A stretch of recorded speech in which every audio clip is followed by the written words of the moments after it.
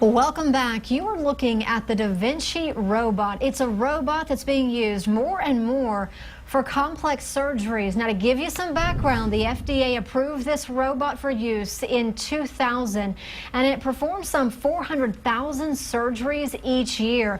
And one of the first doctors to use this system to treat prostate cancer is a regular on our show, Dr. Shaw with the Austin Urology Institute. Good morning to you. Hi, good morning. So you started using this robot about 10 years ago. Yes. So what made you start trusting in it?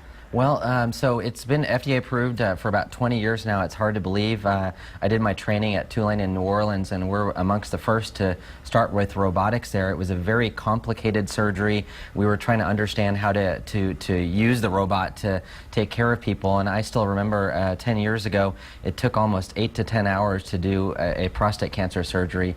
That surgery, you fast forward 10 years later, using the latest generation of the robotic system, we do that same procedure in about an hour and a half now. Wow. And people go home the next day after the surgery typically. Yeah, so how many patients would you say have you used the robot on? So the great thing is that the robot not only can help with prostate cancer surgery, we actually use it for kidney surgery and kidney cancers. We can use it for bladder cancers as well, so we can use it through the entire body. So it's just not for prostate cancer, and we can do a few hundred of those cases a year. How is it better than the human hands? So the neat thing is it's the same surgery that we've done since the beginning of time. So, you know, that we place our hands into the body to do. And you'd have to make a large enough incision to use your hands.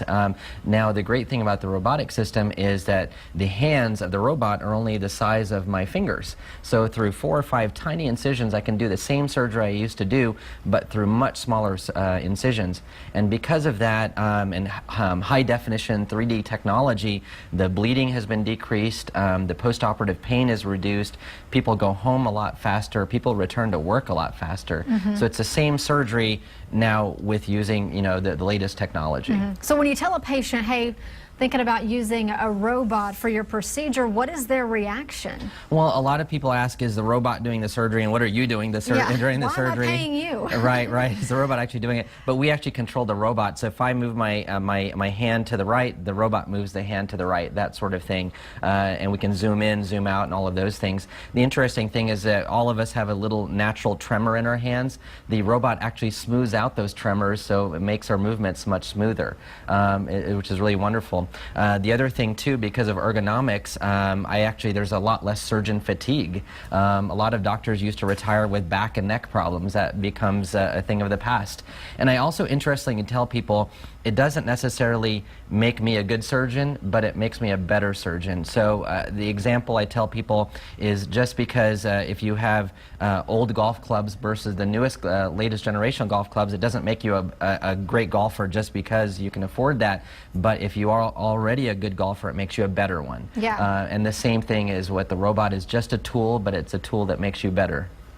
And with the shorter procedure time, you can see more patients. The waiting list, I'm sure, is not as long for people to get help. Right, and the wonderful thing is at St. David's, North Austin, we were actually the first in the world to get this latest generation robotics, the XI system, which makes it even easier for the doctor as well as the nurses that assist me at the bedside. And it's wonderful to have that technology right here at home. So interesting, Dr. Shaw. Thank you for being with us this morning. Thank you.